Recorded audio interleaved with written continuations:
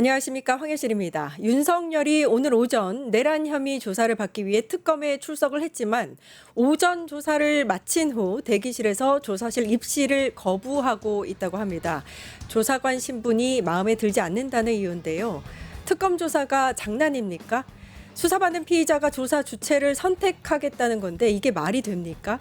법 위에 존재하려는 구태, 사법권은 무력화를 시도하려는 그 시도로밖에는 해석할 수 없습니다. 수사는 선택이 아니라 의무입니다. 전직 대통령이라고 해도 예외는 없습니다.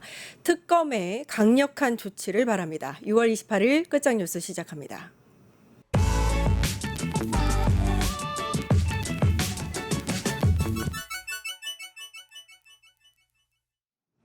전예현 민주연구원 부원장님, 이지혜 민주당 상근부대변인님 나와 계십니다. 안녕하세요. 안녕하세요. 오늘 오전에 윤석열이 내란 특검 조사를 받기 위해서 서울고검에 출석을 했고요.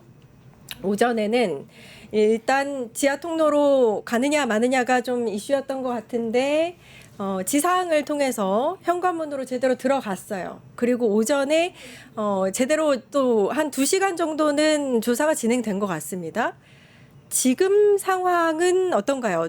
일단 대기실에서 조사실로 들어가지 않고 있는 상황까지는 확인을 했는데. 그렇습니다. 그런데 이거 정말 윤석열 뻔뻔합니다. 오늘 일단 지하 주차장으로 가느냐 정문으로 가느냐 이것도 말이 안 되는 거예요. 본인이 이렇게 계엄을 일으켜서 온 나라를 구렁텅이로 빠뜨렸는데 제대로 된 사과도 안 하고 나는 비공개로 지하 주차장으로 가겠다. 이게 논란이 됐는데 특검이 일단 밝힌 입장을 정리를 해보면 사실 내란으로 인한 부분은 온 국민이 피해자다. 국민이 알 권리가 있다. 정확하게 짚었습니다. 그래서 어쨌든 윤석열이 현관을 통해서 들어왔다고 하고요.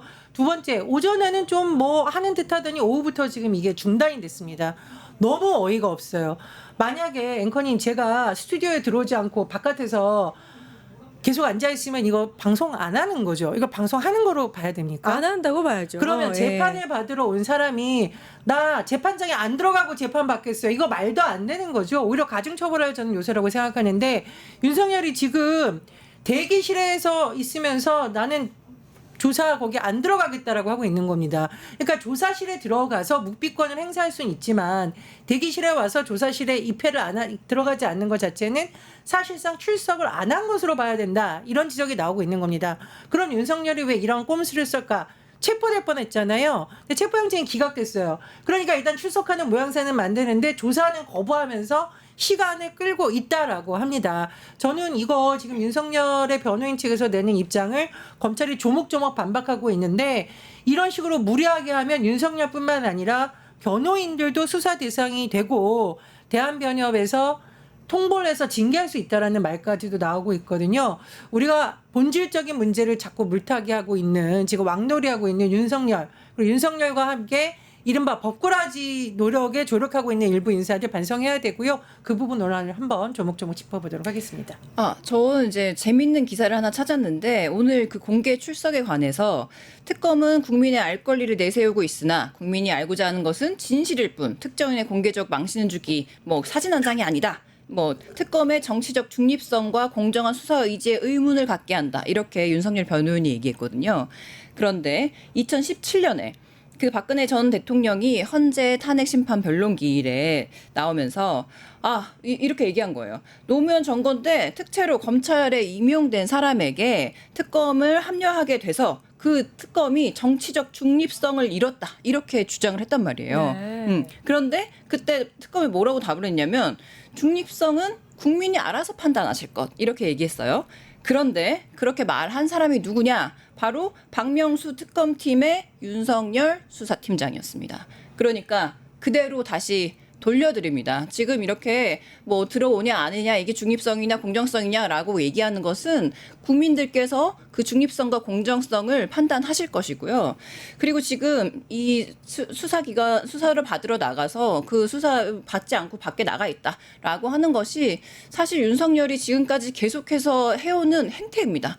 뭐냐면 예를 들어 출석 요구서를 보냈는데 난 안 받았다라고 하지 않습니까? 근데 그것을 받았냐 안 받았냐 이런 논란을 계속 하다가 받은 걸로 치고 우리가 헌법 재판을 시작했어요. 그러니까 이 윤석열을 다룰 때는 특검팀이 알아서 잘 하실 것 같지만 아무리 꼼수를 쓰더라도 윤석열에게는 강하게 나가야 그 이후의 절차가 진행이 될 것으로 보입니다. 그러니까 지금 테이블에 앉지 않고 있다, 들어오지 않고 있다 이런 것들 봐주지 않으셨으면 좋겠습니다. 강하게 나가야 네. 된다 이렇게 말씀해 주셨는데 특검이 사실은 이제 오늘 만약에 출석을 거부하거나 뭐 지하 통로 출입을 계속해서 요구를 하면 형소법에 따른 그 상황을 진행할 수도 있다. 그러니까 긴급 체포 영장이라든지 아니면 구속 영장을 청구할 수도 있다고 시사를 했거든요. 근데 지금 같은 경우에는 일단 수사를 안 받고 있는 상황에서 이것저것 이제 그 문제점을 제시하고 있는데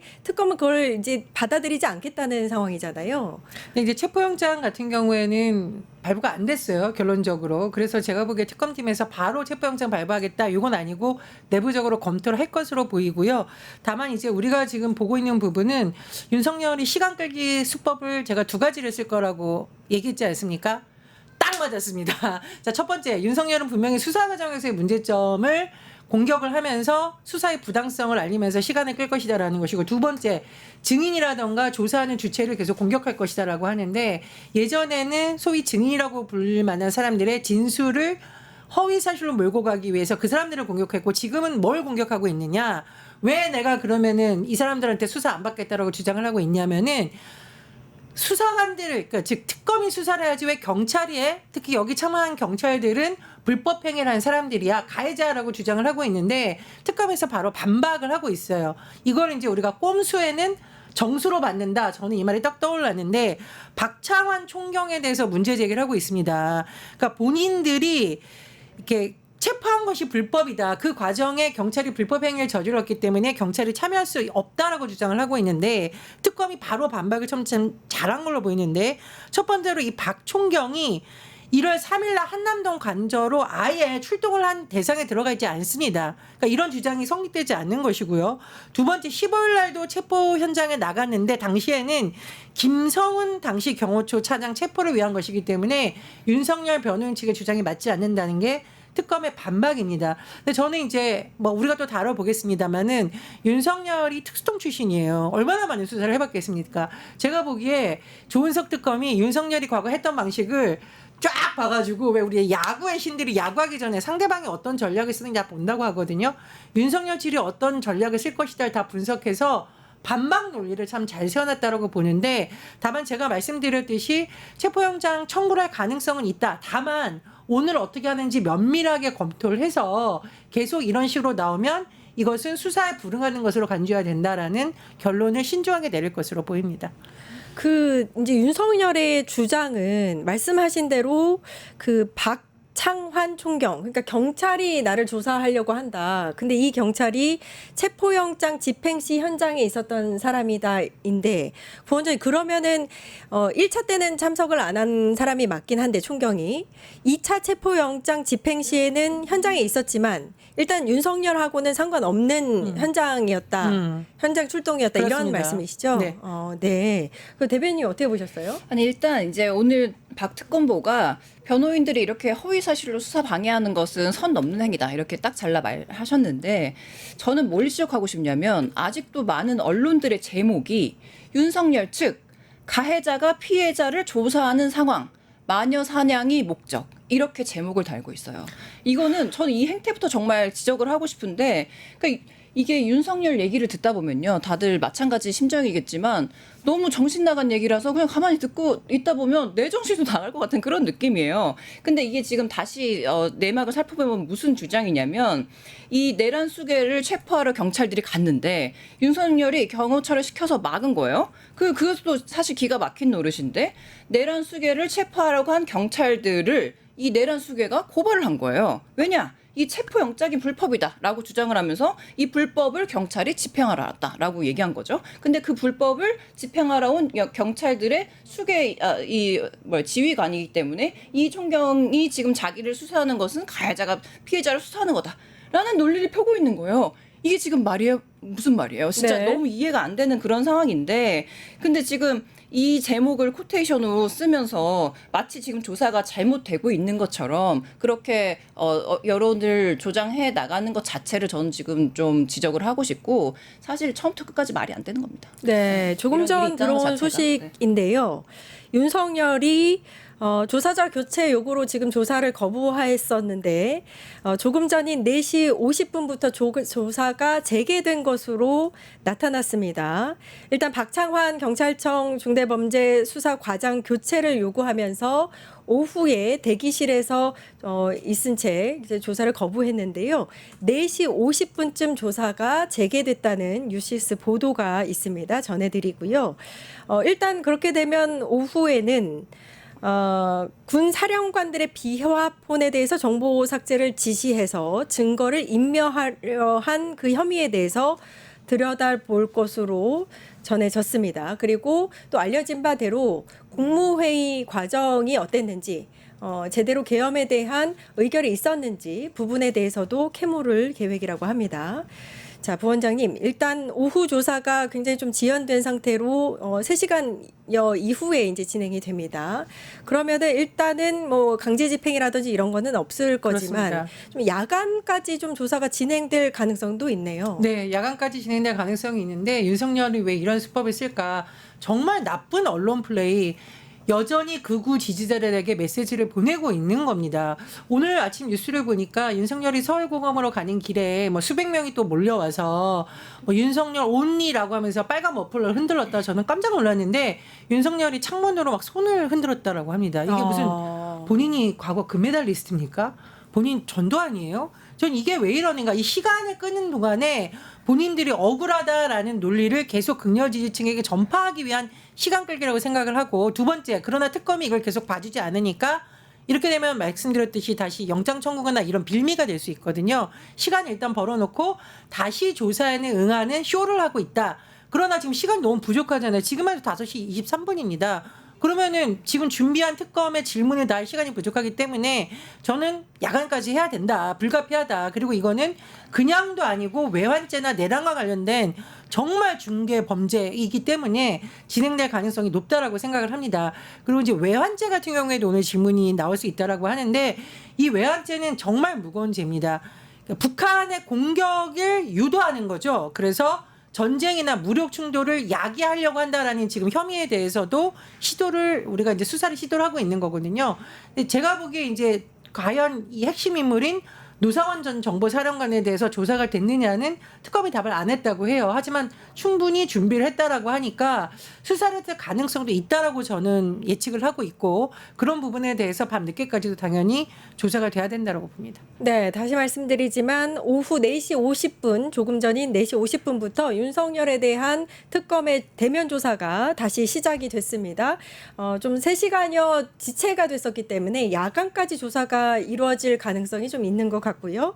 오늘 뭐 체포 지시부터 시작해서 비화폰 정보 삭제, 증거 인멸, 또 외환죄 부분, 국회 의결을 방해한 부분, 뭐 여러 가지 조사가 진행될 예정이었는데 제대로 조사가 어느 정도 진행이 됐는지는 나중에 특검보의 브리핑을 통해서 볼 수 있을 것 같습니다. 일단 외환죄 지금 부원장님께서 말씀을 해주셨는데, 외환죄에 대해서 특검이 굉장히 자세하게 들여다볼 것으로 예상이 됐고, 어느 정도 이제 그 관련한 자료가 수집이 된 걸로 알려져 있어요. 이 부분에 대해서는 어떻게 예상을 하세요?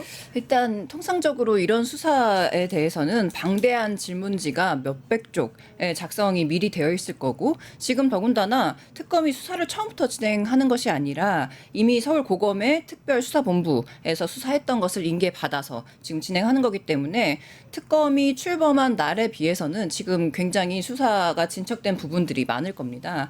그래서 이게 뭐 아까도 처음에도 얘기했지만 외환죄 부분을 들여다본다라고 할 수는 있지만 지금 굉장히 시간이 지체가 되어 있고, 이게 사실 처음에 질문을 하고 사실관계를 이야기하고 뭐 응답을 듣고 이런 시간 이미 엄청 시간이 많이 걸리고 또 식사하고 지금 들어갔다가 안 들어온다고 버티다가 지금 다시 들어온 이 상황에서 물론 외환죄까지 많이 준비가 되어 있음에도 불구하고 그런 질문들이 깊게 들어가지는 않을 수도 있죠. 그럼에도 불구하고 지금 윤석열 대면 조사가 이번이 처음이 아닐 것이고 만약에 계속 뭐 수사 출석을 거부한다거나 이러면 체포도 구속 수사도 아주 가능한 상황이기 때문에 이 외환죄 관련해서의 대면 조사는 앞으로도 충분히 일어날 것으로 보이고 지켜봐야 될 것 같습니다. 체포방해 관련한 혐의에 대해서는 아까 말씀하신 대로 박창환 총경이 이제 조사관으로 들어갔는데 지금 이제 외환이라든지 아니면은 증거인멸 비화폭 관련한 그 부분에 대해서는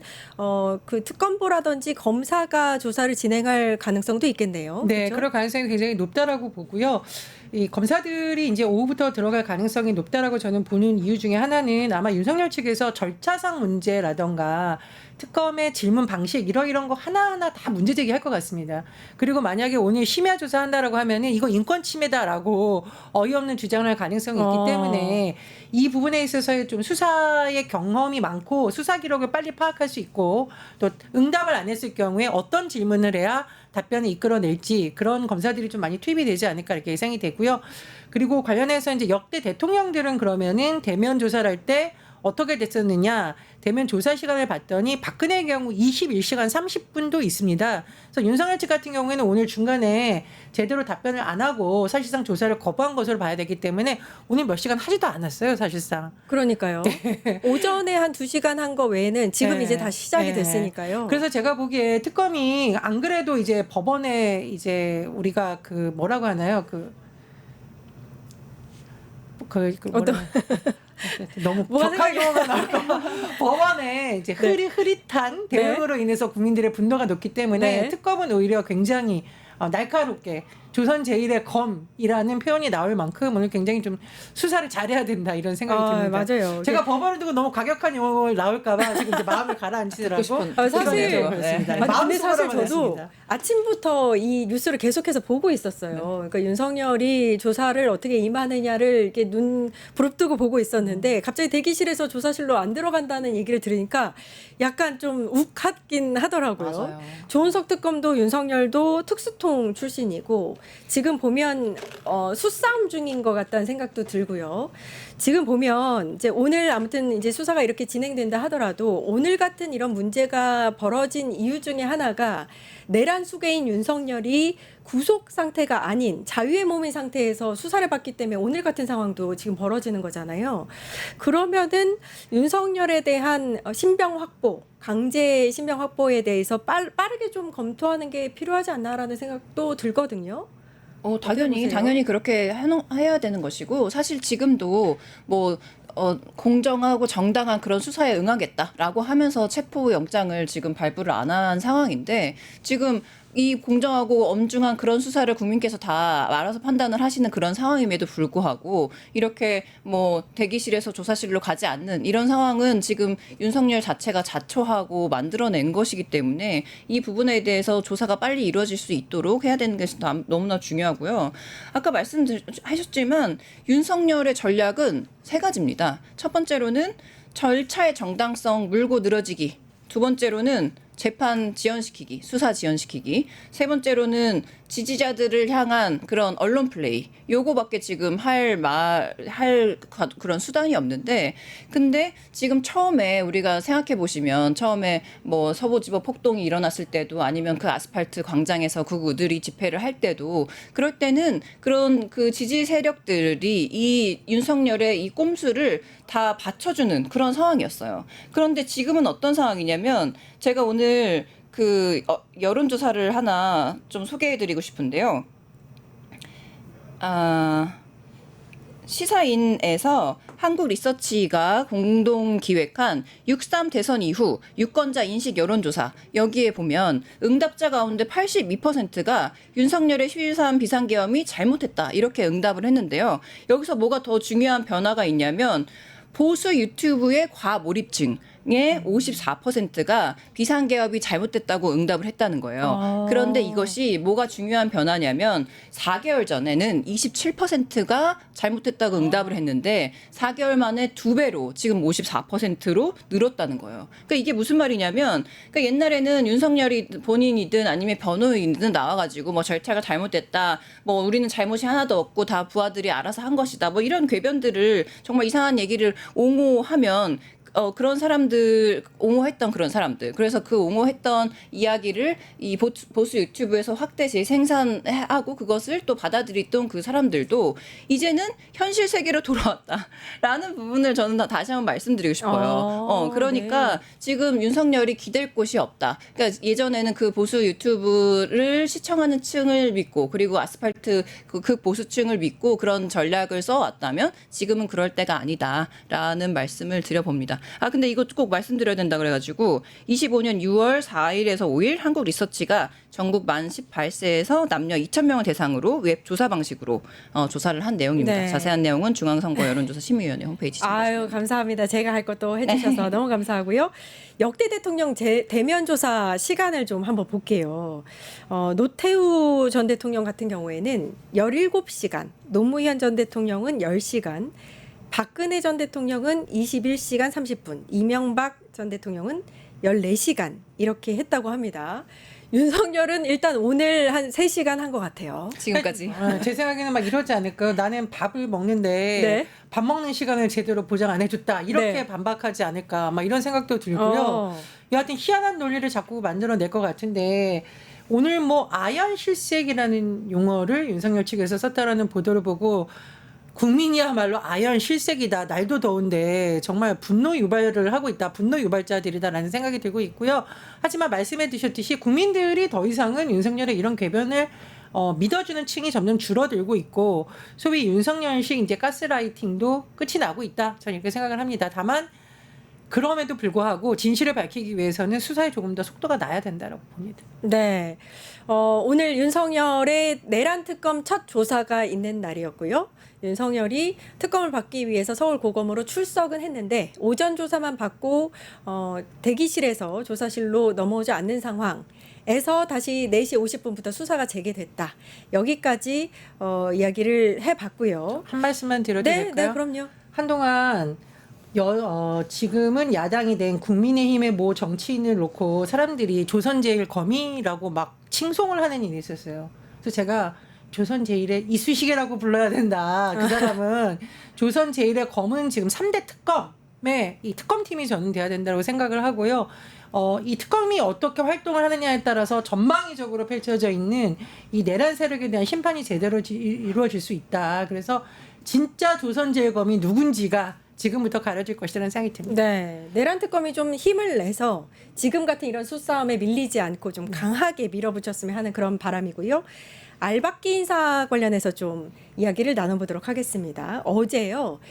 정부 고위공직자 윤리위가 고위공직자 44명의 재산을 관보에 공개를 했습니다.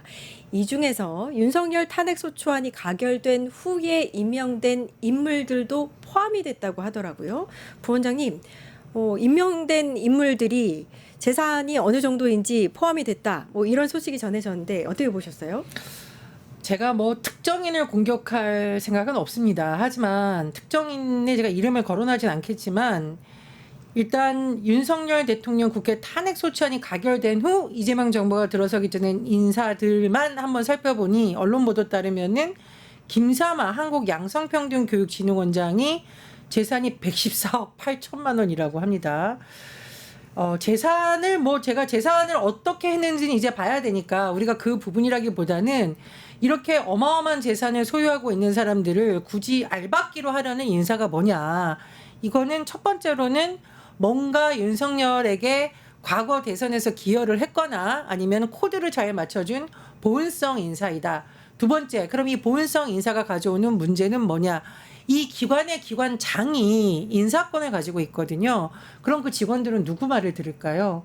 그러면 새 정부에서 어떤 현상이 일어나느냐. 새 정부가 가고자 하는 정말 윤석열 정부에서 쌓였던 문제를 우리가 바꾸고 국민을 위해서 제대로 일을 하려고 국정 철학을 운영하려고 보니 정작 풀뿌리처럼 있는 기관들에서는 윤석열식 행정이라던가 어떤 일이 진행이 되고 있다라는 겁니다. 그래서 지금 민주당을 비롯한 정당에서 계속 알박기 인사 문제라고 문제 제기를 하고 있는 거는 너네도 자리 챙기려고 이런 문제 차원이 아니라는 겁니다. 윤석열 내란 수계 정부의 그 철학이 사실상 국민의힘의 우리 국민들의 뜻과 생활에 가장 큰 영향을 미치는 공공기관과 그 공무원들에게 직접적인 영향을 미치고 있기 때문이고 우리가 왜 내란은 끝나지 않았다 이런 우려를 하고 있잖아요. 법적인 단죄뿐만 아니라 행정적인 측면에서도 내란 정부와는 다른 부분이 진행이 되어야 되는데 현장에서 그럴 수가 있냐는 우려를 하고 있기 때문입니다. 그래서 이 뭐 각 인사들에 대한 뭐 재산 형성 과정을 우리가 살펴봐야 되겠지만 왜 이렇게 알박기 인사에 대해서 우려가 나오고 있느냐 그 본질적인 문제에 대해서 저는 강조를 드리고 싶습니다. 자, 12.3 비상계엄 이후에 혼란한 상황에서 공공기관장으로 임명된 사람이 53명이나 됩니다. 이게 제가 좀 네. 몇 가지 좀 통계를 조사를 예, 예. 해왔는데요. 네. 정일영 더불어민주당 정일영 의원실 보도자료에 따르면 12.3 내란 이후 주요 공공기관에 임명된 윤석열 정부 인사는 100여 명에 이르는 것으로 나타났다라는 얘기도 있고 지금 작년 12월 3일 이후에 공공기관장이 53명이 임명이 됐고 그리고 윤석열 전 대통령 탄핵 선고일인 4월 4일 이후가 이 22명이 또 새롭게 임명이 됐다. 그러니까 정말 어마어마한 기관장이 지금 막 네. 임명이 돼서 그 임기를 시작하는 거예요. 이재명 정부가 지금 우리가 얼마나 이 끝없는 고통의 터널, 내란의 터널을 이기고 나와서 국민과 함께 새롭게 교체한 그런 정부인데도 지금 이 내란 인사의 알박기를 인해서 지금 이렇게 추동력 있게 정부를 과제를 추진하지 못하는 그런 상황인데 여기에서 또 문제가 뭐냐면 이 윤석열이 3개 한덕수가 18개, 최상목이 29개, 이주호대행이 12개. 진짜 이 몇몇만 봐도 네. 이 대대행이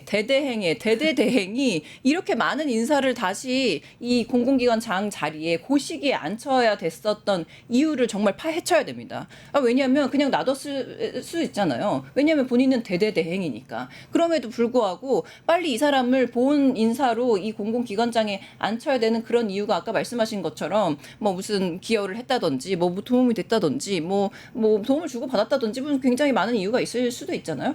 사실 안 할 수도 있는데 굳이 이렇게 강행한 이유가 다시 밝혀져야 되는 그런 상황이 있고 근데 문제는 뭐냐면 지금 이렇게 자리를 차지하고 있는 이 공공기관장들은 본인들이 사퇴하지 않으면 내보낼 방법이 없습니다. 방법이 없나요? 네. 그러니까요. 그거 여쭙고 싶었는데 지금 보니까 6개월 이상, 1년 이상 임기가 남은 사람들도 많다고 하는데 그럼 이거를 혹시 어떤 방식으로 이 사람들의 임기를 그냥 강제적으로 종료시킬 수 있는 방법은 없는지.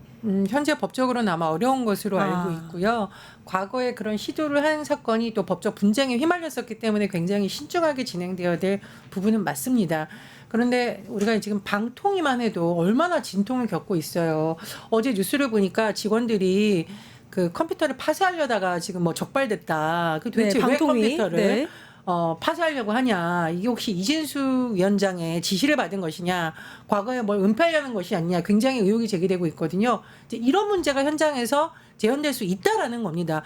과거에 잘못했던 부분을 덮기 위해서 직원들을 동원해서 무리한 행위를 하는데 그 직원들은 무슨 죄입니까? 공공기관에서 임명 살고 있는 직원들은 무슨 죄냐 이게 문제인 거고요.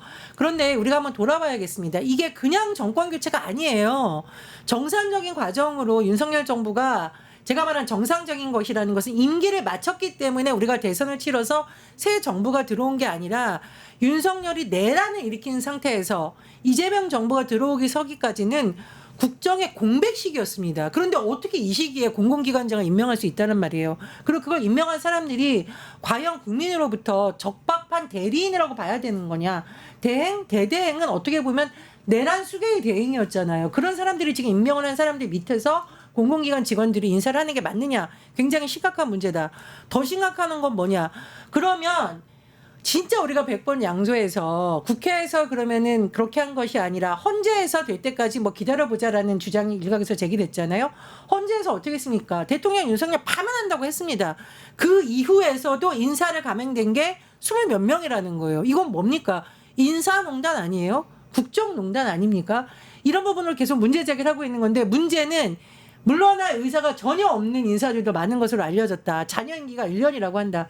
장기적으로는 제도 개선을 해야 되는데 단기적으로 이건 정말 우리 공공기관 내부에 있는 분들이 심각하게 살펴봐야 될 문제라는 생각이 들고 여론에서도 관심을 가져주셔야 되고 일부 기관은 아마 이제 노조나 직원들이 좀 문제 제기를 하고 있는 것으로 보입니다.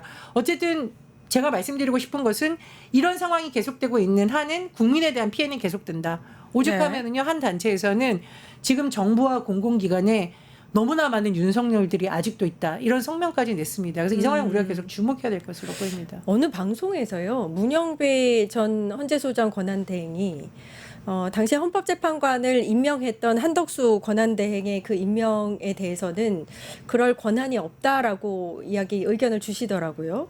그렇다면 이 이제 그 계엄 이후에 내지는 파면 이후에도 한 22명 정도 인사를 임명을 했다고 하니까 그 부분에 대해서는 좀 법적으로 다퉈볼 여지가 있지 않나라는 생각도 들거든요. 사실 이게 뭐 다들 아시겠지만 법적으로 다툰다라고 했을 때 그 법적으로 다투는 기간이 엄청 길어질 겁니다. 그러니까 사실 그 임기가 지금 2년, 3년이지만 그 2년, 3년 다 법적으로 논쟁을 하고 난 뒤에 임기가 이미 끝날 수도 있기 때문에 그게 문제고 이게 지금 장기적으로 대통령과 공공기관장 임기를 함께하는 그런 공공기관 운영법 개정을 추진하고 있어요. 그래서 더불어민주당이 이미 개정안을 냈는데요. 사실 이것도 문제는 있죠. 왜냐하면 소급 적용이 안 됩니다. 그러니까 이미 이 내란수계와 내란수계 대대대행들이 임명한 그런 사람들을 물러나게 할 방법은 없는데 그런데 최근에 지금 경영평가를 통해서 A부터 G까지, 네. C, D까지 그러니까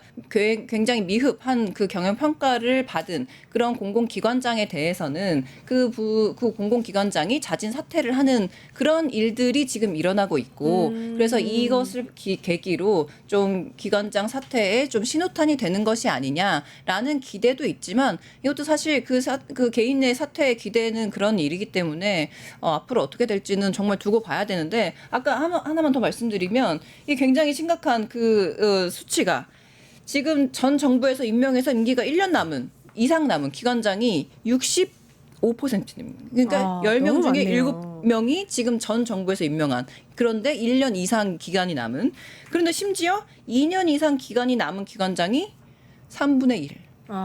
그리고 이재명 정부에서 이재명 대통령이 뭔가를 개혁적으로 추진을 하려고 하는데 이 사람들이 장을 떡하고 버티고 있다고 하면 어떻게 되겠습니까? 정말 답답할 노릇입니다. 이건 추후에라도 법적으로 뭔가 조치를 취해야 된다는 생각이 들어요. 이게 공공기관장에게 크게 세 가지가 우리가 보통 요구된다라고 하거든요. 책임, 전문성, 투명성입니다. 그런데 심지어 윤석열이 파면된 이후에 임명된 사람들, 그러면 임명을 하니까 얼씨구나 받은 사람들이 과연 국민에게 책임을 갖고 전문성을 발휘해서 투명하게 이 기관을 운영하겠다는 생각을 갖고 왔을까요?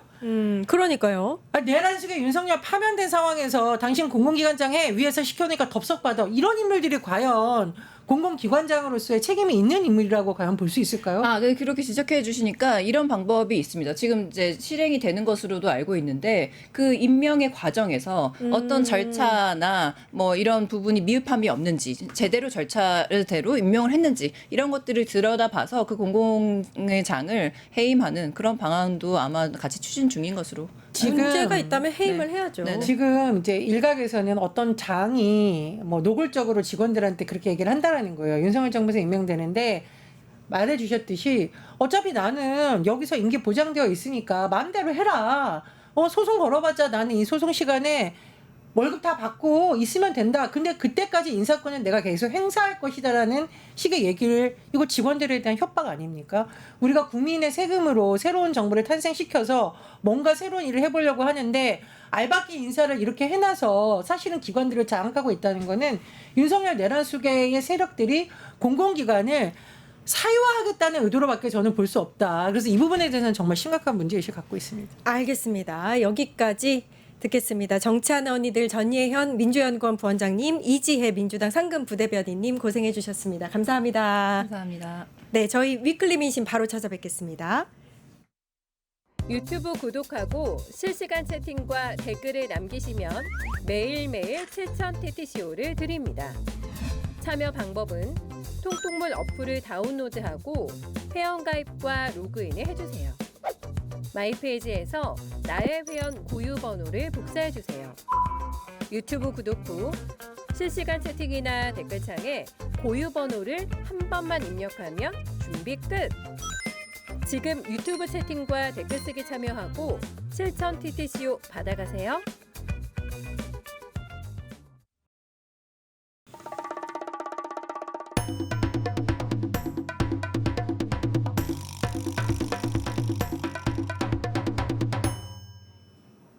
위클리 민심 첫 번째, 이재명 대통령에 대한 직무평가가 네. 어떻게 나왔나요? 지금 취임 후 한 23, 4일쯤 되어 가죠. 예, 24일 정도 되는 것 24일. 같습니다. 요때쯤에 역대 대통령들을 보면 제일 높았던 전임 대통령이 문재인 대통령 84%, 제일 낮았던 사람은 박근혜 전 대통령 44%였습니다. 그리고 이명박, 윤석열 두 전직이 52%로 동률 꼴찌 바로 앞에. 이재명 대통령은 64% 나왔죠. 이번 갤럽 수치로는. 그러면 노무현 전 대통령보다는 좀 높고 노무현 전 대통령이 60%였으니까 문재인 대통령은 82%인가 4% 그렇죠 아마 84%예요. 네, 그래서 그쯤에 자리하고 있는데 중요한 변화는 기대치나 긍정 수치가 계속 우상향 추세라는 것. 그다음에 평소 지지하지 않았던 층에서의 기대감 표현이 늘고 있다는 것. 그래서 국정 운영에 대해서 윤석열 전 대통령, 윤석열 씨는 부정평가가 65%를 항상 오르내렸어요. 그리고 긍정이 한 30 정도였는데 지금은 정반대로 이재명 대통령은 64% 정도 현재 스코어로 그리고 20% 정도가 반대한다, 잘못하고 있다 이런 네. 박한 점수를 주고 있죠. 그렇다면 네. 이재명 대통령에 대해서 왜 이렇게 긍정적인 평가를 하고 있느냐도 중요할 것 그게 같은데. 중요하죠. 네. 이거 주관식이었어요. 네. 마음대로 써보십시오 그랬더니 1, 2위로 꼽힌 게 1위는 14%가 골랐고 2위는 13%니까 사실상 변별력이 없고 굉장히 똑같은 사람들이 이 두 가지를 골랐다 이렇게 볼 수 있는데 어쨌거나 1위는 경제와 민생이 나아질 것 같다. 굉장히 환경이 안 좋은데 한 3, 4주일 하는 걸 보니 기대를 가져도 되겠는 걸 이렇게 생각하는 사람이 많아졌다는 얘기죠. 두 번째로 꼽은 것은 일하는데 추진력이나 실행력, 속도감이 있어 보인다. 왜죠? 우리 제일 답답한 게 되는 것도 아니고 안 되는 것도 아니고 지지부진 아닙니까? 그런데 네. 뭔가 스피드가 있는 거예요. 그러면 체감할 수 있겠다.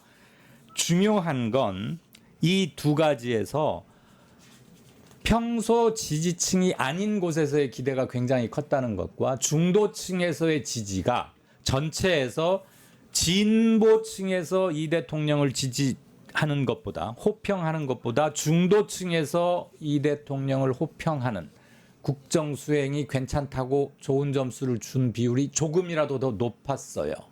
이거는 꽤 이례적이죠. 원래는 네. 전통적 지지 기반에서 강한 건데 이건 뭘 말하느냐. 아직 국무회의 짜지도 못했고 장관 임명 심지어 총리조차도 아직 일을 시작 못하고 있잖아요. 그래서 이재명호 사람들이 들어와서 일을 하기 전인데 대통령이 내는 주요 사안에 대한 메시지와 속도감을 어떻게 하겠다라는 것 지금 현재는 그렇잖아요. 일이 이루어지지는 않고 있고 여기에서도 사람들이 기대감을 벌써 느끼고 있다라는 얘기는 진용이 완전히 갖춰지고 제대로 일의 완급을 가려가면서 액센트를 주고 일을 시작하면 저는 기대치와 호평은 조금 더 올라갈 것이다. 이런 예측은 충분히 가능하리라고 봅니다. 그런데 지금 김민석 국무총리에 대한 네. 인준의 또 다른 이제 뭐랄까요 이슈로 떠오르고 있어요. 그랬죠. 나경원 의원 같은 경우에는 어제부터 뭐 이제 본청 앞에서 시위에 돌입을 했는데 인준하지 말아라.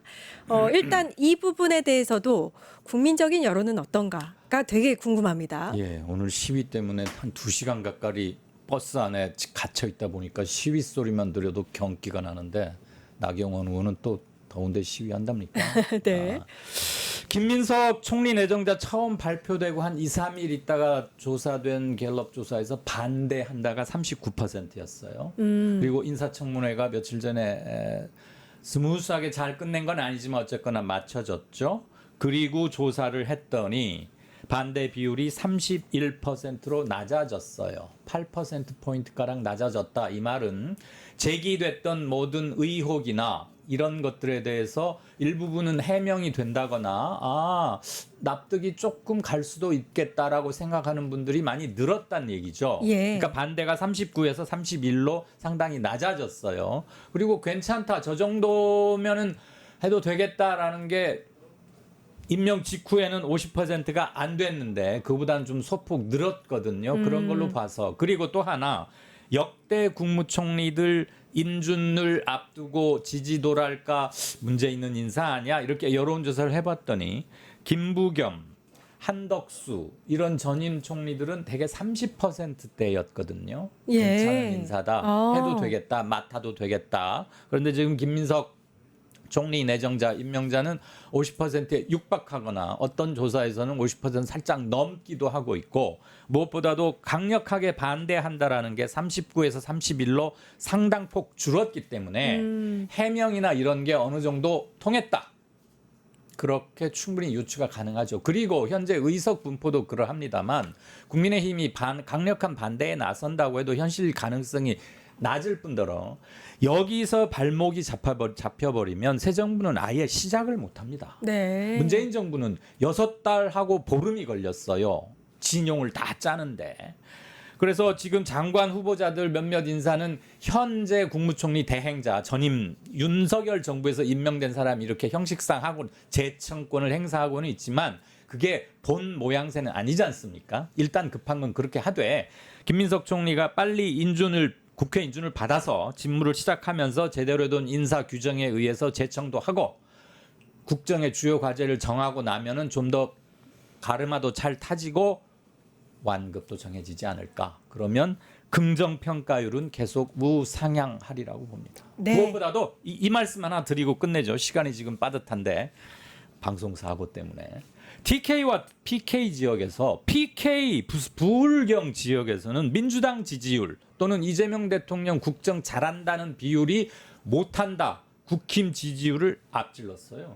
상당히 큰 차이로 앞질렀어요. 이건 굉장히 큰 변화입니다. 대선 끝난 지가 지금 25, 6일밖에 안 됐는데 그 득표율이 완전히 뒤집어진 거예요. TK에서도 이재명에 대한 지지 자체는 김문수가 더 많은 표를 얻었지만 3주일쯤 국정 지나가는 걸 보더니 기대함직하다. 그리고 지지한다가 지지하지 않는다보다 더 많아요. 국정평가 긍정적으로 보는 게 한 10여 %포인트 차이로 앞섭니다.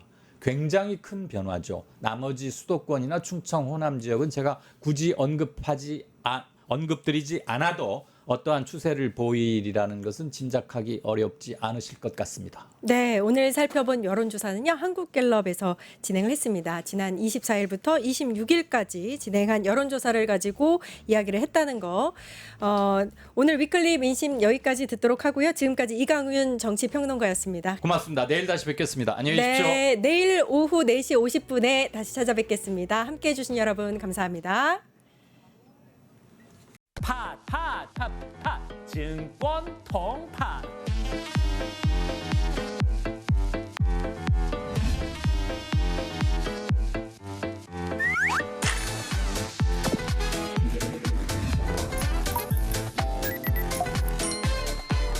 매일 낮 12시에 많은 참여 바랍니다.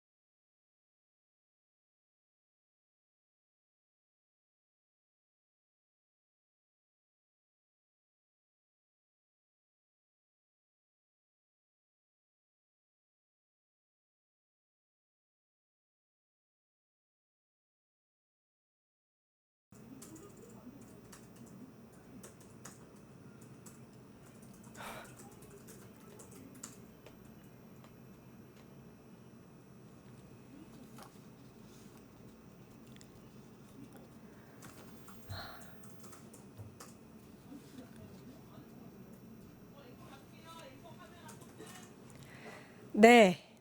오늘 방송이 계속 고르지 못한대요. 어떡하죠? 너무 죄송합니다. 일단 댓글에서도 네. 재미로 보죠. 이렇게 말씀하시는 분이 계신데, 너무 죄송합니다. 저희가 사실 계속해서 월요일부터 일요일까지 방송을 이어가고 있고요. 오늘 같은 날이 없었는데, 네. 토요일, 일요일도 쉬지 않고 나온 제작진들도 일단 고생을 하고 계신데, 너무 죄송합니다. 네. 일단은 정치하는 언니들 패널 여러분들이 와 계십니다. 지금 다룰 이야기들이 많으니까요. 한번 얘기 들어보도록 하겠습니다. 전예현 민주연구원 부원장님, 이지혜 민주당 상금 부대변인님 나와 계십니다. 안녕하세요. 안녕하세요. 와, 진짜 오늘 네. 그래도 시청해 네. 주시는 시청자 여러분들 정말 감사합니다. 그러니까요. 네. 방송 사고이고 너무 죄송한 상황인데요. 저희가 일단 네 화이팅 하세요. 아나운서님 말씀해 주신 누구신가 이상태 님 너무 감사합니다. 또껌님 괜찮아요? 너무 감사합니다. 제가 지금 너무 당황스러워서 말이 잘 안 나오는데 정신을 단디 차리고 시작하도록 하겠습니다. 네.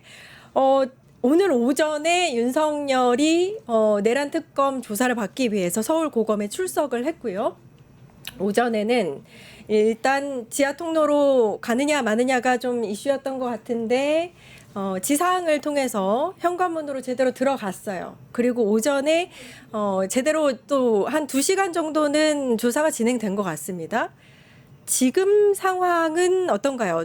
일단 대기실에서 조사실로 들어가지 않고 있는 상황까지는 확인을 했는데 그렇습니다. 그런데 이거 정말 윤석열 뻔뻔합니다. 오늘 일단 지하 주차장으로 가느냐 정문으로 가느냐 이것도 말이 안 되는 거예요. 본인이 이렇게 계엄을 일으켜서 온 나라를 구렁텅이로 빠뜨렸는데 제대로 된 사과도 안 하고 나는 비공개로 지하 주차장으로 가겠다. 이게 논란이 됐는데 특검이 일단 밝힌 입장을 정리를 해보면 사실 내란으로 인한 부분은 온 국민이 피해자다. 국민이 알 권리가 있다. 정확하게 짚었습니다. 그래서 어쨌든 윤석열이 현관을 통해서 들어왔다고 하고요. 두 번째, 오전에는 좀 뭐 하는 듯 하더니 오후부터 지금 이게 중단이 됐습니다. 너무 어이가 없어요.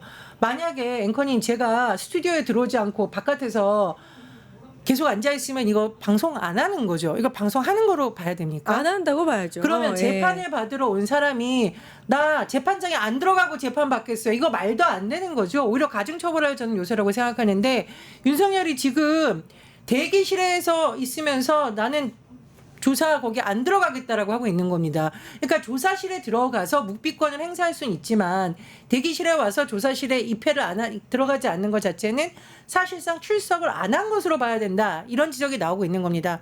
그럼 윤석열이 왜 이런 꼼수를 쓸까? 체포될 뻔했잖아요. 근데 체포영장이 기각됐어요. 그러니까 일단 출석하는 모양새는 만드는데 조사는 거부하면서 시간을 끌고 있다라고 합니다. 저는 이거 지금 윤석열의 변호인 측에서 내는 입장을 검찰이 조목조목 반박하고 있는데 이런 식으로 무리하게 하면 윤석열뿐만 아니라 변호인들도 수사 대상이 되고 대한변협에서 통보를 해서 징계할 수 있다라는 말까지도 나오고 있거든요. 우리가 본질적인 문제를 자꾸 물타기 하고 있는 지금 왕놀이하고 있는 윤석열 그리고 윤석열과 함께 이른바 법꾸라지 노력에 조력하고 있는 일부 인사들 반성해야 되고요. 그 부분 논란을 한번 조목조목 짚어보도록 하겠습니다. 저는 이제 재밌는 기사를 하나 찾았는데 오늘 그 공개 출석에 관해서 특검은 국민의 알 권리를 내세우고 있으나 국민이 알고자 하는 것은 진실일 뿐 특정인의 공개적 망신을 주기 뭐 사진 한 장이 아니다. 뭐 특검의 정치적 중립성과 공정한 수사 의지에 의문을 갖게 한다. 이렇게 윤석열 변호인이 얘기했거든요. 그런데 2017년에 그 박근혜 전 대통령이 헌재 탄핵 심판 변론 기일에 나오면서 이렇게 얘기한 거예요. 노무현 정권 때 특채로 검찰에 임용된 사람에게 특검을 합류하게 돼서 그 특검이 정치적 중립성을 잃었다. 이렇게 주장을 했단 말이에요. 네. 그런데 그때 특검이 뭐라고 답을 했냐면 중립성은 국민이 알아서 판단하실 것. 이렇게 얘기했어요. 그런데 그렇게 말한 사람이 누구냐? 바로 박명수 특검팀의 윤석열 수사팀장이었습니다. 그러니까 그대로 다시 돌려드립니다. 지금 이렇게 뭐 들어오냐 아니냐 이게 중립성이냐 공정성이냐라고 얘기하는 것은 국민들께서 그 중립성과 공정성을 판단하실 것이고요. 그리고 지금 이 수사를 받으러 나가서 그 수사 받지 않고 밖에 나가 있다라고 하는 것이 사실 윤석열이 지금까지 계속해서 해오는 행태입니다. 뭐냐면 뭐 예를 들어 뭐 출석 요구서를 보냈는데 난 안 받았다라고 하지 않습니까? 근데 그것을 받았냐 안 받았냐 이런 논란을 계속 하다가 받은 걸로 치고 우리가 헌법 재판을 시작했어요. 그러니까 이 윤석열을 다룰 때는 특검팀이 알아서 잘 하실 것 같지만 아무리 꼼수를 쓰더라도 윤석열에게는 강하게 나가야 그 이후의 절차가 진행이 될 것으로 보입니다. 그러니까 지금 테이블에 앉지 않고 있다, 들어오지 않고 있다 이런 것들 봐주지 않으셨으면 좋겠습니다. 강하게 나가야 네. 된다 이렇게 말씀해 주셨는데 특검이 사실은 이제 오늘 만약에 출석을 거부하거나 뭐 지하 통로 출입을 계속해서 요구를 하면 형소법에 따른 그 상황을 진행할 수도 있다. 그러니까 긴급 체포 영장이라든지 아니면 구속 영장을 청구할 수도 있다고 시사를 했거든요. 근데 지금 같은 경우에는 일단 수사를 안 받고 있는 상황에서 이것저것 이제 그 문제점을 제시하고 있는데 특검은 그걸 이제 받아들이지 않겠다는 상황이잖아요. 근데 이제 체포영장 같은 경우에는 발부가 안 됐어요, 결론적으로. 그래서 제가 보기에 특검팀에서 바로 체포영장 발부하겠다 이건 아니고 내부적으로 검토를 할 것으로 보이고요. 다만 이제 우리가 지금 보고 있는 부분은 윤석열이 시간 끌기 수법을 제가 2가지를 쓸 거라고 얘기했지 않습니까? 딱 맞았습니다. 자, 첫 번째, 윤석열은 분명히 수사 과정에서의 문제점을 공격을 하면서 수사의 부당성을 알리면서 시간을 끌 것이다라는 것이고, 두 번째, 증인이라던가 조사하는 주체를 계속 공격할 것이다라고 하는데, 예전에는 소위 증인이라고 부를 만한 사람들의 진술을 허위 사실로 몰고 가기 위해서 그 사람들을 공격했고, 지금은 뭘 공격하고 있느냐? 왜 내가 그러면은 이 사람들한테 수사 안 받겠다라고 주장을 하고 있냐면은 수사관들, 그러니까 즉 특검이 수사를 해야지 왜 경찰이 해? 특히 여기 참여한 경찰들은 불법 행위를 한 사람들이야, 가해자라고 주장을 하고 있는데 특검에서 바로 반박을 하고 있어요. 이걸 이제 우리가 꼼수에는 정수로 받는다. 저는 이 말이 딱 떠올랐는데 박창환 총경에 대해서 문제 제기를 하고 있습니다. 그러니까 본인들이 이렇게 체포한 것이 불법이다. 그 과정에 경찰이 불법 행위를 저질렀기 때문에 경찰이 참여할 수 없다라고 주장을 하고 있는데 특검이 바로 반박을 참 잘한 걸로 보이는데, 첫 번째로 이 박 총경이 1월 3일 날 한남동 관저로 아예 출동을 한 대상에 들어가 있지 않습니다. 그러니까 이런 주장이 성립되지 않는 것이고요. 두 번째, 15일 날도 체포 현장에 나갔는데 당시에는 김성훈 당시 경호처 차장 체포를 위한 것이기 때문에 윤석열 변호인 측의 주장이 맞지 않는다는 게 특검의 반박입니다. 근데 저는 이제 뭐 우리가 또 다뤄보겠습니다만은 윤석열이 특수통 출신이에요. 얼마나 많은 수사를 해봤겠습니까? 제가 보기에 조은석 특검이 윤석열이 과거 했던 방식을 쫙 봐가지고, 왜 우리 야구의 신들이 야구하기 전에 상대방이 어떤 전략을 쓰느냐 본다고 하거든요. 윤석열 측이 어떤 전략을 쓸 것이다를 다 분석해서 반박 논리를 참 잘 세워놨다라고 보는데, 다만 제가 말씀드렸듯이 체포영장 청구를 할 가능성은 있다. 다만 오늘 어떻게 하는지 면밀하게 검토를 해서 계속 이런 식으로 나오면 이것은 수사에 불응하는 것으로 간주해야 된다라는 결론을 신중하게 내릴 것으로 보입니다. 그 이제 윤석열의 주장은 말씀하신 대로 그 박창환 총경, 그러니까 경찰이 나를 조사하려고 한다. 근데 이 경찰이 체포영장 집행 시 현장에 있었던 사람이다인데, 부원장님 그러면은 1차 때는 참석을 안 한 사람이 맞긴 한데 총경이 2차 체포영장 집행 시에는 현장에 있었지만 일단 윤석열하고는 상관없는 현장이었다. 현장 출동이었다. 그렇습니다. 이런 말씀이시죠? 네. 네. 그 대변인님 어떻게 보셨어요? 아니 일단 이제 오늘 박 특검보가 변호인들이 이렇게 허위 사실로 수사 방해하는 것은 선 넘는 행위다 이렇게 딱 잘라 말하셨는데, 저는 뭘 지적하고 싶냐면 아직도 많은 언론들의 제목이 윤석열 측 가해자가 피해자를 조사하는 상황, 마녀 사냥이 목적, 이렇게 제목을 달고 있어요. 이거는 저는 이 행태부터 정말 지적을 하고 싶은데, 그러니까 이게 윤석열 얘기를 듣다 보면요. 다들 마찬가지 심정이겠지만 너무 정신 나간 얘기라서 그냥 가만히 듣고 있다 보면 내 정신도 나갈 것 같은 그런 느낌이에요. 근데 이게 지금 다시 내막을 살펴보면 무슨 주장이냐면 이 내란 수괴를 체포하러 경찰들이 갔는데 윤석열이 경호처를 시켜서 막은 거예요. 그것도 사실 기가 막힌 노릇인데 내란 수괴를 체포하려고 한 경찰들을 이 내란 수괴가 고발을 한 거예요. 왜냐? 이 체포영장이 불법이다라고 주장을 하면서 이 불법을 경찰이 집행하러 왔다라고 얘기한 거죠. 근데 그 불법을 집행하러 온 경찰들의 수괴 지휘관이기 때문에 이 총경이 지금 자기를 수사하는 것은 가해자가 피해자를 수사하는 거다라는 논리를 펴고 있는 거예요. 이게 지금 말이에요? 무슨 말이에요? 진짜 네. 너무 이해가 안 되는 그런 상황인데 근데 지금 이 제목을 코테이션으로 쓰면서 마치 지금 조사가 잘못되고 있는 것처럼 그렇게 여론을 조장해 나가는 것 자체를 저는 지금 좀 지적을 하고 싶고 사실 처음부터 끝까지 말이 안 되는 겁니다. 네, 조금 이런 전 일이 있다는 것 들어온 자체가. 소식인데요. 윤석열이 조사자 교체 요구로 지금 조사를 거부했었는데 조금 전인 4시 50분부터 조사가 재개된 것으로 나타났습니다. 일단 박창환 경찰청 중대범죄수사과장 교체를 요구하면서 오후에 대기실에서 있은 채 이제 조사를 거부했는데요. 4시 50분쯤 조사가 재개됐다는 뉴시스 보도가 있습니다. 전해드리고요.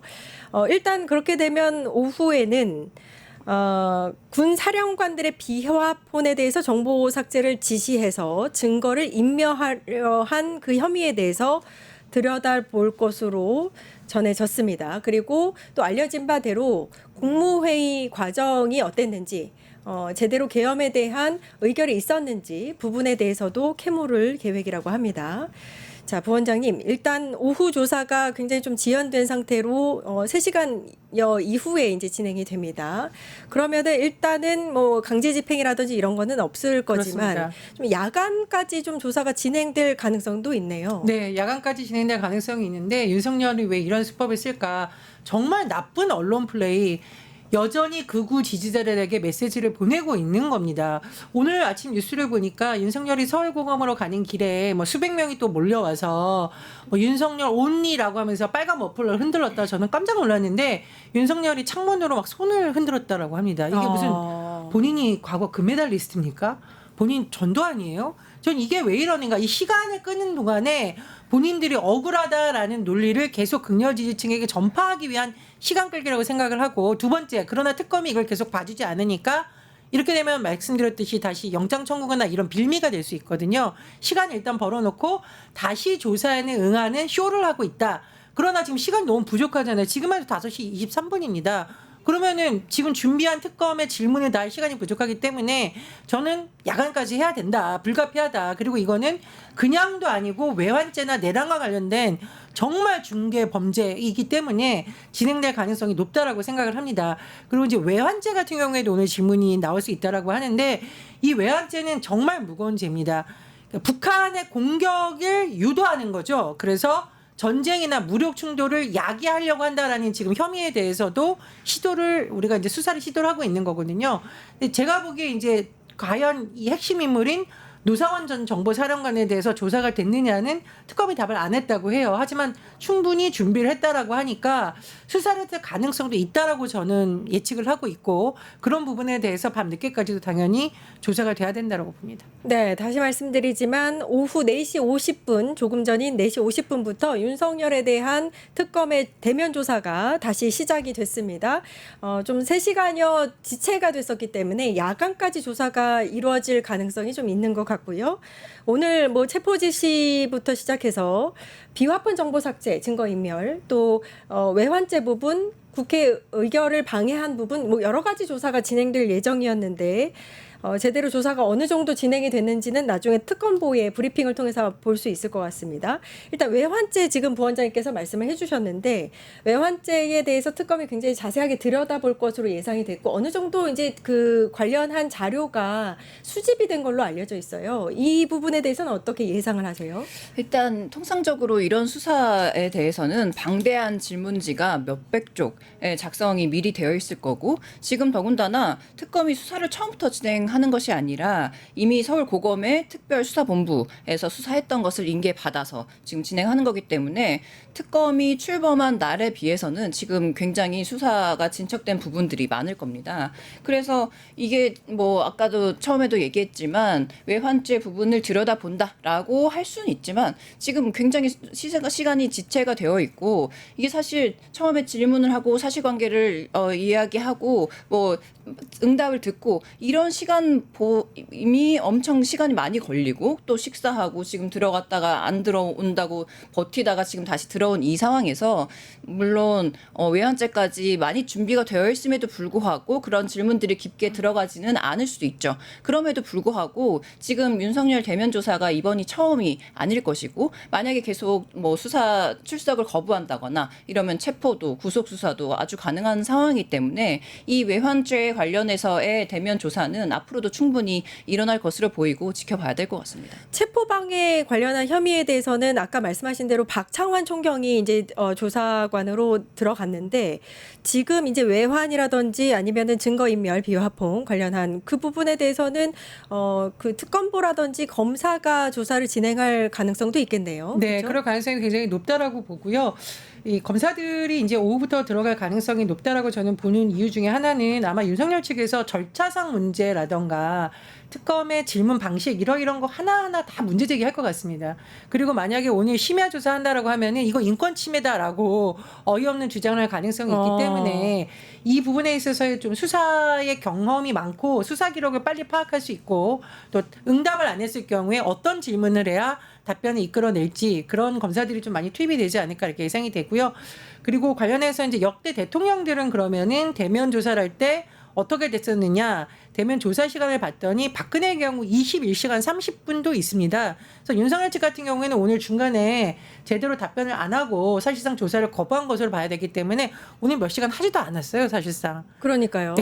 오전에 한 2시간 한 거 외에는 지금 네. 이제 다시 시작이 네. 됐으니까요. 그래서 제가 보기에 특검이 안 그래도 이제 법원에 이제 우리가 그 뭐라고 하나요 어떤- 너무 뭐가 격하게 보면 나올까 법원에 이제 흐릿한 대응으로 인해서 국민들의 분노가 높기 때문에 네. 특검은 오히려 굉장히 날카롭게 조선 제1의 검이라는 표현이 나올 만큼 오늘 굉장히 좀 수사를 잘해야 된다 이런 생각이 듭니다. 맞아요. 제가 법원을 두고 너무 과격한 용어를 나올까봐 지금 이제 마음을 가라앉히더라고. 싶은 사실 그렇습니다. 아니, 근데 마음속으로만 사실 저도 했습니다. 아침부터 이 뉴스를 계속해서 보고 있었어요. 그러니까 윤석열이 조사를 어떻게 임하느냐를 이렇게 눈 부릅뜨고 보고 있었는데 갑자기 대기실에서 조사실로 안 들어간다는 얘기를 들으니까 약간 좀 욱하긴 하더라고요. 맞아요. 조은석 특검도 윤석열도 특수통 출신이고 지금 보면 수싸움 중인 것 같다는 생각도 들고요. 지금 보면 이제 오늘 아무튼 이제 수사가 이렇게 진행된다 하더라도 오늘 같은 이런 문제가 벌어진 이유 중에 하나가 내란 수괴인 윤석열이 구속 상태가 아닌 자유의 몸인 상태에서 수사를 받기 때문에 오늘 같은 상황도 지금 벌어지는 거잖아요. 그러면은 윤석열에 대한 신병 확보, 강제 신병 확보에 대해서 빠르게 좀 검토하는 게 필요하지 않나라는 생각도 들거든요. 어떻게 당연히 그렇게 해야 되는 것이고 사실 지금도 뭐 공정하고 정당한 그런 수사에 응하겠다라고 하면서 체포 영장을 지금 발부를 안 한 상황인데 지금 이 공정하고 엄중한 그런 수사를 국민께서 다 알아서 판단을 하시는 그런 상황임에도 불구하고 이렇게 뭐 대기실에서 조사실로 가지 않는 이런 상황은 지금 윤석열 자체가 자초하고 만들어낸 것이기 때문에 이 부분에 대해서 조사가 빨리 이루어질 수 있도록 해야 되는 것이 너무나 중요하고요. 아까 말씀하셨지만 윤석열의 전략은 세 가지입니다. 첫 번째로는 절차의 정당성 물고 늘어지기. 두 번째로는 재판 지연시키기, 수사 지연시키기. 세 번째로는 지지자들을 향한 그런 언론 플레이. 요거밖에 지금 할 그런 수단이 없는데, 근데 지금 처음에 우리가 생각해 보시면 처음에 뭐 서부지법 폭동이 일어났을 때도 아니면 그 아스팔트 광장에서 극우들이 집회를 할 때도 그럴 때는 그런 그 지지 세력들이 이 윤석열의 이 꼼수를 다 받쳐주는 그런 상황이었어요. 그런데 지금은 어떤 상황이냐면 제가 오늘 그 여론조사를 하나 좀 소개해드리고 싶은데요. 시사인에서 한국 리서치가 공동 기획한 6.3 대선 이후 유권자 인식 여론조사 여기에 보면 응답자 가운데 82%가 윤석열의 12.3 비상계엄이 잘못했다 이렇게 응답을 했는데요. 여기서 뭐가 더 중요한 변화가 있냐면 보수 유튜브의 과몰입증 의 54%가 비상계엄이 잘못됐다고 응답을 했다는 거예요. 그런데 이것이 뭐가 중요한 변화냐면 4개월 전에는 27%가 잘못됐다고 응답을 했는데 4개월 만에 2배로 지금 54%로 늘었다는 거예요. 그러니까 이게 무슨 말이냐면 그러니까 옛날에는 윤석열이 본인이든 아니면 변호인이든 나와가지고 뭐 절차가 잘못됐다, 뭐 우리는 잘못이 하나도 없고 다 부하들이 알아서 한 것이다, 뭐 이런 궤변들을 정말 이상한 얘기를 옹호하면 그런 사람들, 옹호했던 그런 사람들. 그래서 그 옹호했던 이야기를 이 보수 유튜브에서 확대 재생산하고 그것을 또 받아들였던 그 사람들도 이제는 현실 세계로 돌아왔다라는 부분을 저는 다시 한번 말씀드리고 싶어요. 그러니까 네. 지금 윤석열이 기댈 곳이 없다. 그러니까 예전에는 그 보수 유튜브를 시청하는 층을 믿고 그리고 아스팔트 그 보수층을 믿고 그런 전략을 써왔다면 지금은 그럴 때가 아니다라는 말씀을 드려봅니다. 근데 이거 꼭 말씀드려야 된다 그래가지고 25년 6월 4일에서 5일 한국 리서치가 전국 만 18세에서 남녀 2,000명을 대상으로 웹 조사 방식으로 조사를 한 내용입니다. 네. 자세한 내용은 중앙선거 여론조사 심의위원회 홈페이지 참고하시면 아유, 감사합니다. 제가 할 것도 해주셔서 너무 감사하고요. 역대 대통령 대면 조사 시간을 좀 한번 볼게요. 노태우 전 대통령 같은 경우에는 17시간, 노무현 전 대통령은 10시간, 박근혜 전 대통령은 21시간 30분, 이명박 전 대통령은 14시간 이렇게 했다고 합니다. 윤석열은 일단 오늘 한 3시간 한 것 같아요. 지금까지. 제 생각에는 막 이러지 않을까요? 나는 밥을 먹는데 네. 밥 먹는 시간을 제대로 보장 안 해줬다. 이렇게 네. 반박하지 않을까. 막 이런 생각도 들고요. 여하튼 희한한 논리를 자꾸 만들어낼 것 같은데 오늘 뭐 아연실색이라는 용어를 윤석열 측에서 썼다라는 보도를 보고 국민이야말로 아연실색이다. 날도 더운데 정말 분노 유발을 하고 있다. 분노 유발자들이다라는 생각이 들고 있고요.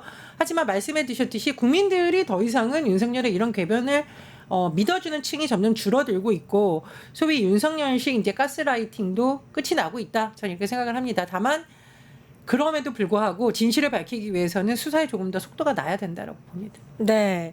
오늘 윤석열의 내란 특검 첫 조사가 있는 날이었고요. 윤석열이 특검을 받기 위해서 서울고검으로 출석은 했는데 오전 조사만 받고 대기실에서 조사실로 넘어오지 않는 상황에서 다시 4시 50분부터 수사가 재개됐다. 여기까지 이야기를 해봤고요. 한 말씀만 드려도 네, 될까요? 네, 그럼요. 한동안 지금은 야당이 된 국민의힘의 모 정치인을 놓고 사람들이 조선제일검이라고 막 칭송을 하는 일이 있었어요. 그래서 제가 조선제일의 이쑤시개라고 불러야 된다. 그 사람은 조선제일의 검은 지금 3대 특검에 이 특검팀이 저는 돼야 된다고 생각을 하고요.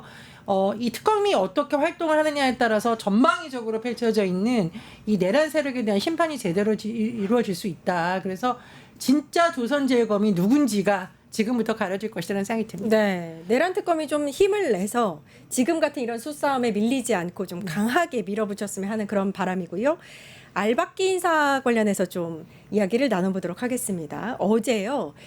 정부 고위공직자 윤리위가 고위공직자 44명의 재산을 관보에 공개를 했습니다. 이 중에서 윤석열 탄핵소추안이 가결된 후에 임명된 인물들도 포함이 됐다고 하더라고요. 부원장님, 임명된 인물들이 재산이 어느 정도인지 포함이 됐다. 뭐 이런 소식이 전해졌는데 어떻게 보셨어요? 제가 뭐 특정인을 공격할 생각은 없습니다. 하지만 특정인의 제가 이름을 거론하진 않겠지만 일단 윤석열 대통령 국회 탄핵소추안이 가결된 후 이재명 정부가 들어서기 전에 인사들만 한번 살펴보니 언론 보도 따르면은 김사마 한국양성평등교육진흥원장이 재산이 114억 8천만 원이라고 합니다.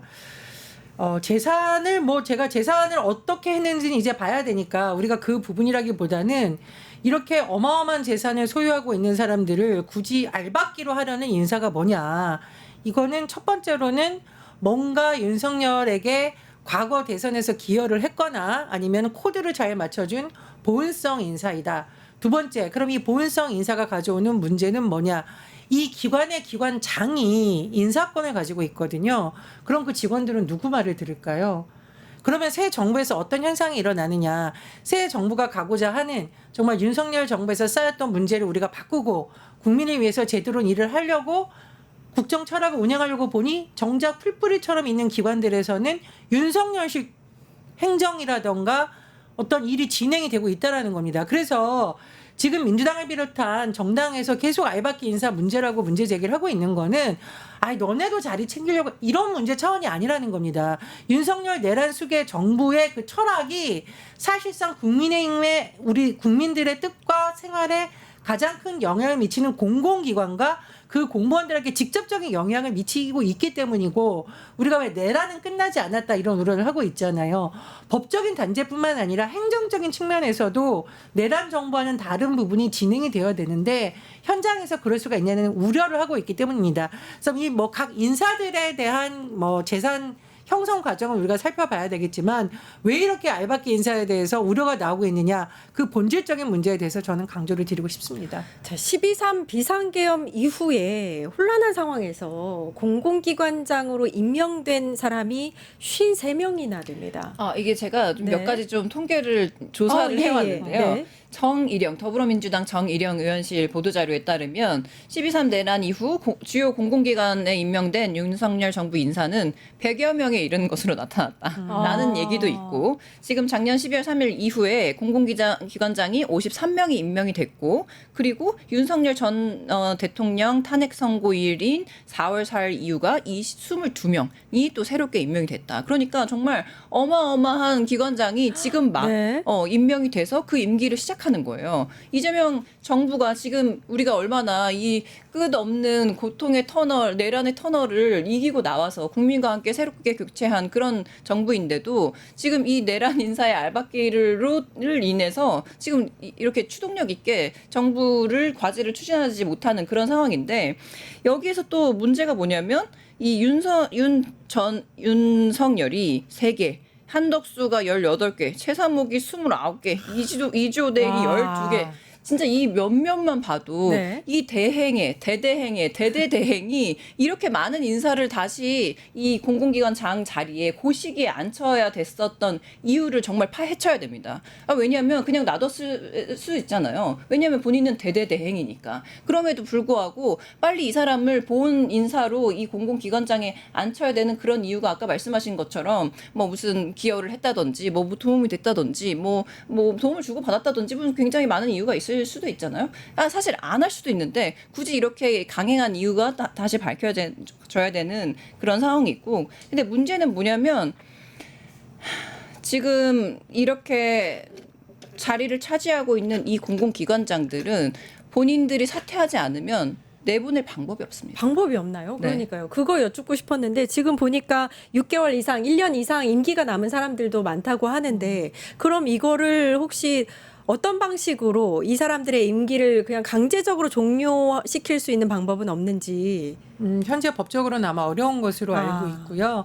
과거에 그런 시도를 한 사건이 또 법적 분쟁에 휘말렸었기 때문에 굉장히 신중하게 진행되어야 될 부분은 맞습니다.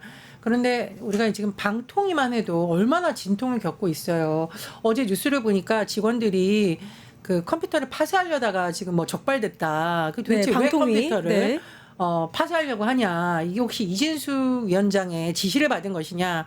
과거에 뭘 은폐하려는 것이 아니냐. 굉장히 의혹이 제기되고 있거든요. 이제 이런 문제가 현장에서 재현될 수 있다라는 겁니다. 과거에 잘못했던 부분을 덮기 위해서 직원들을 동원해서 무리한 행위를 하는데 그 직원들은 무슨 죄입니까? 공공기관에서 임명 살고 있는 직원들은 무슨 죄냐 이게 문제인 거고요. 그런데 우리가 한번 돌아봐야겠습니다. 이게 그냥 정권 교체가 아니에요. 정상적인 과정으로 윤석열 정부가 제가 말한 정상적인 것이라는 것은 임기를 마쳤기 때문에 우리가 대선을 치러서 새 정부가 들어온 게 아니라 윤석열이 내란을 일으킨 상태에서 이재명 정부가 들어오기 서기까지는 국정의 공백 시기였습니다. 그런데 어떻게 이 시기에 공공기관장을 임명할 수 있다는 말이에요. 그리고 그걸 임명한 사람들이 과연 국민으로부터 적합한 대리인이라고 봐야 되는 거냐. 대대행은 어떻게 보면 내란 수계의 대행이었잖아요. 그런 사람들이 지금 임명을 한 사람들 밑에서 공공기관 직원들이 인사를 하는 게 맞느냐. 굉장히 심각한 문제다. 더 심각한 건 뭐냐. 그러면 진짜 우리가 100번 양조해서 국회에서 그러면은 그렇게 한 것이 아니라 헌재에서 될 때까지 뭐 기다려보자라는 주장이 일각에서 제기됐잖아요. 헌재에서 어떻게 했습니까? 대통령 윤석열 파면한다고 했습니다. 그 이후에서도 인사를 감행된 게 20 몇 명이라는 거예요. 이건 뭡니까? 인사농단 아니에요? 국정농단 아닙니까? 이런 부분을 계속 문제 제기를 하고 있는 건데 문제는 물러날 의사가 전혀 없는 인사들도 많은 것으로 알려졌다. 잔여 임기가 1년이라고 한다. 장기적으로는 제도 개선을 해야 되는데 단기적으로 이건 정말 우리 공공기관 내부에 있는 분들이 심각하게 살펴봐야 될 문제라는 생각이 들고 여론에서도 관심을 가져주셔야 되고 일부 기관은 아마 이제 노조나 직원들이 좀 문제 제기를 하고 있는 것으로 보입니다.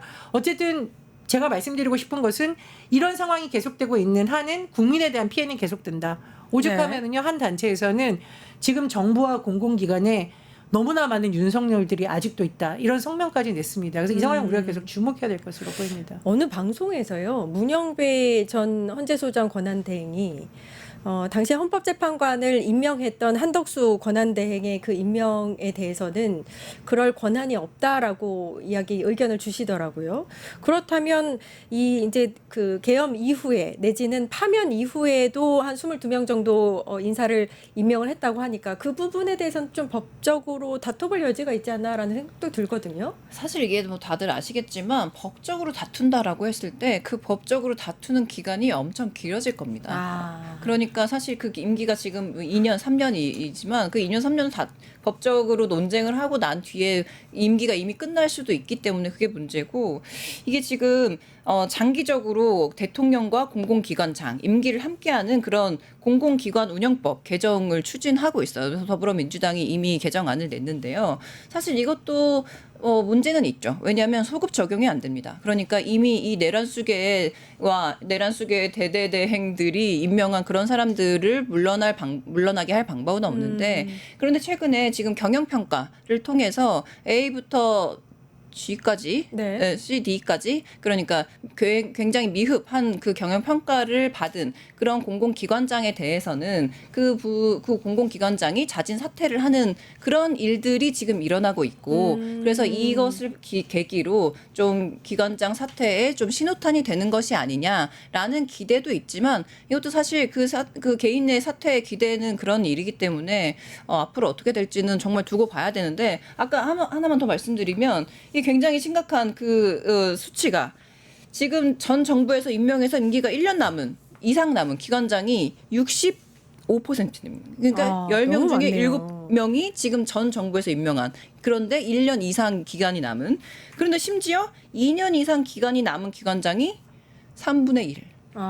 그리고 이재명 정부에서 이재명 대통령이 뭔가를 개혁적으로 추진을 하려고 하는데 이 사람들이 장을 떡하고 버티고 있다고 하면 어떻게 되겠습니까? 정말 답답할 노릇입니다. 이건 추후에라도 법적으로 뭔가 조치를 취해야 된다는 생각이 들어요. 이게 공공기관장에게 크게 세 가지가 우리가 보통 요구된다라고 하거든요. 책임, 전문성, 투명성입니다. 그런데 심지어 윤석열이 파면된 이후에 임명된 사람들, 그러면 임명을 하니까 얼씨구나 받은 사람들이 과연 국민에게 책임을 갖고 전문성을 발휘해서 투명하게 이 기관을 운영하겠다는 생각을 갖고 왔을까요?